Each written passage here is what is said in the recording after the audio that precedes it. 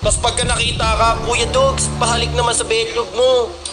Yung putang ina, maamong-maamo ka. Ang yabang-yabang niya sa ano, ang yabang-yabang niya sa vlog. Tapos pagkadating, maamo siya. Kamusta mga idol? Here we go again, Mark Anthony TV. Please like and subscribe. Boss Jonah, may pasabog na naman na pinaandar patungkol kay Dogie na tinawag niyang aso at sinabihan niya pang plastic. Kahit na naging kaibigan niya ito ay hindi man lang nagatubiling sabihin sa publiko ang mga katagang ito. Kita sa vlog ko. Bali, napakadami kong alam sa'yo. Alam ni Kuya. Yan. Kaya ako kahit pa paano may konting respeto pa rin ako sa'yo kasi naging kaibigan kita. Pero ngayon tutuldukan ko na. Ikot na lang kami sa circle namin. Basta sa akin, plastic na talaga. Pero bago tayo magsimula ay shoutout muna tayo sa mga walang sawang manonood ng Mark Anthony TV. Shoutout kay Hambaw Boy TV, Charles Monzales, Alfred Pacquiao at jaycob channel. Maraming salamat mga idol. Mabuhay kayo. Isang malupitang issue ang lumabas patungkol sa dating magkaibigan na si Dogie at Jonahrenz Jacob. Dahil lamang sa mga mababaw na dahilan, ang kanikanilang kaangasan na nagpapataasan at ayaw magpatalo. Kaya naman naglabas itong si Jonah ng video na sinabi niya sa publiko na plastic itong si Dogie at tinawag niya pang aso. Dahil ito sa mga patama ni Dogie kay Jonah at nalaman ni Jonah na naka-unsubscribe itong si Dogie sa kanya. Samantala ay sinabi din naman ni Jonah na may kaunting respeto pa ito sa kanya. Kaya hindi niya sasabihin lahat ng nalalaman niya patungkol kay Dogie.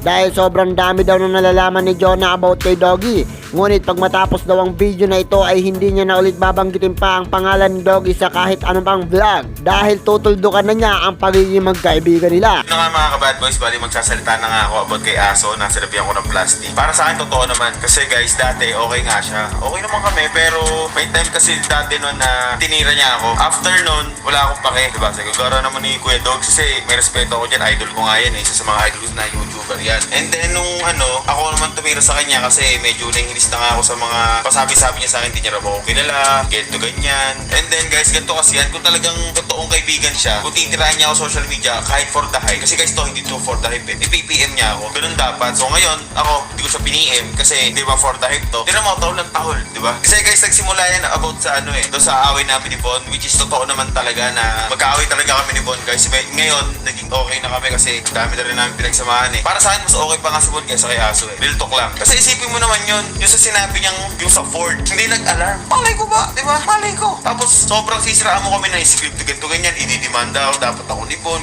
Ano yun? Dapat piniin mo ako, di ba? Tsaka sa sinasabi mong gipit na ako para magka-views. And then para dumami yung siguro sa pera. Hindi ko kailangan eh. Alam nyo guys, gusto ko na talaga mag-update. Gusto ko lang mag-daily vlogs kasi ito na yung kinalakihan ko, di ba? Ito yung nagbago ng buhay ko, YouTube. And then ayoko lang ipakita kung saan pa ako nagkakapera, di ba? Kasi guys, itong real talk, hindi ako makakabili ng GTR kung YouTube pa nilang meron ako. Real talk yan. Kahit sinong YouTuber, pagtanong nyo. Diba, piname kita nun dati, nung laban namin ni Bon, sabi ko, kumusta ka sa akin? Tapos, ang sabi mo, hindi ka nagpumusta-pusta, ganito, ganyan. And then, nung tinanong din kita kung gusto mong lumaban, pero hindi kita masyadong kinulit nun. Sabi mo, ayaw mo, ganito, ganyan. Tapos, yung sumabog yung battle of YouTuber, yung medyo mainit na, ahapit ka ng vlog ngayon na tinatanong mo, sino si Jonah? Sino si Jonah? 3-on-3 na lang tayo. Sabi mo, ikaw, si Ngipin, si Yawi, diba? Tapos, sabi mo, di mo kilala, tapos nilagay pa namin, naka-unsubscribe pa sa akin sa YouTube ko. Ano yun? Kung plastic, ikaw talaga ang plastic. Gets mo? And then, si Renegade lang talaga pinipilit ko. Kasi sinabi ko ng mga Renegade kung gusto niya. Di ba, easy money naman, 100k ang TF. And then, sabi ko, para may kalaban lang si Gami. Yun lang naman yun eh. Tsaka, so, ibahin mo si Kong sa'yo. Kasi si Kong TV talagang respetado. Hindi niya iniiwan yung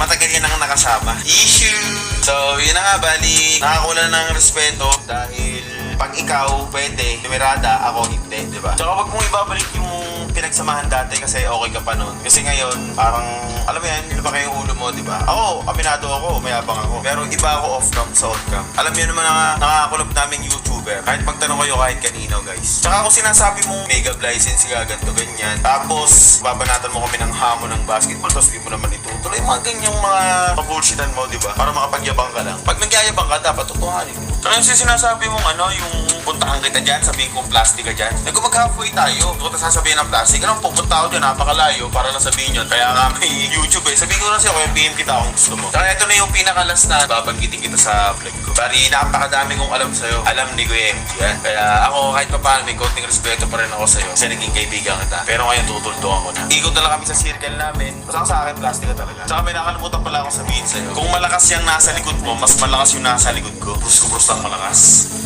Samantala mga idol ay tila nagkakainitan na nga ang dalawang ito at ito naman ang naging reaction ni Dogie sa video na inilabas ni Jonah. Yung plastic ako, on what circumstances? Kasi, first thing first, hindi ako nakipag-collab sa kanya, okay? Yung ginawa namin yung guys, yung Bad Boys na music video, sa akin nanggaling yung video editor, cameraman, pinagat niya pa yun. On the spot, like what the fuck, di ba? Yung pupunta siya dito sa bootcamp na unexpected, like what the fuck, alam mo yun, like kasi sa akin tol, pag pupunta ako sa bahay ng tao, nagpapaalam ako, tol, pag pupunta ako dyan na baby next week, alam mo yun. Kasi last time pupunta sila dito, unexpected, di ba? Like, tol, papunta na kami dyan, may dala kaming GTR, R33 ba, R32, ganyan. Like, ngayon na, like, holy shit, like, nagpa-practice kami, alam mo yun, like, alam mo yun? I mean, pinapunta ko sila sa bootcamp ko, tapos ako pa naging plastic, alam mo yun, like, tapos pagka nakita ka, Kuya Dogs, pahalik naman sa bedroom mo. Yung putang na maamong-maamo ka, ang yabang-yabang niya sa ang yabang-yabang niya sa vlog, tapos pagkadating, maamo siya. Alam mo yun, like, sino plastic? I mean, Sobrang init ng usapin na ito dahil mismong magkaibigan lang ay naglalabasan ng kani-kanilang samahan ng loob sa publiko pa mismo ay dinadaan. I don't think so, it's all about fame or para mapag-usapan lang ng mga kagaya naming reactioner at ang mga taga-manunood na makikisali sa issue. It's all about views ba or fame? Ano sa palagay nyo? Samantala, may nagsalita naman about sa issue ni Jonah at Dogie at dinipensa naman ang ugali ni Jonah sa mga viewers na kung alam nyo lang ang totoong ugali ni Jonah in off cam ay hindi nyo sasabihin sa kanya na masama ang ugali nito dahil alam niya sa sarili niya na mabait itong si Jonah. Panoorin natin ang clip na ito. Si Jonah guys, kung makikita nyo, hindi nyo kasi kilala eh. Kilala nyo lang yung mga sikat eh. Hindi nyo kilala kapatid.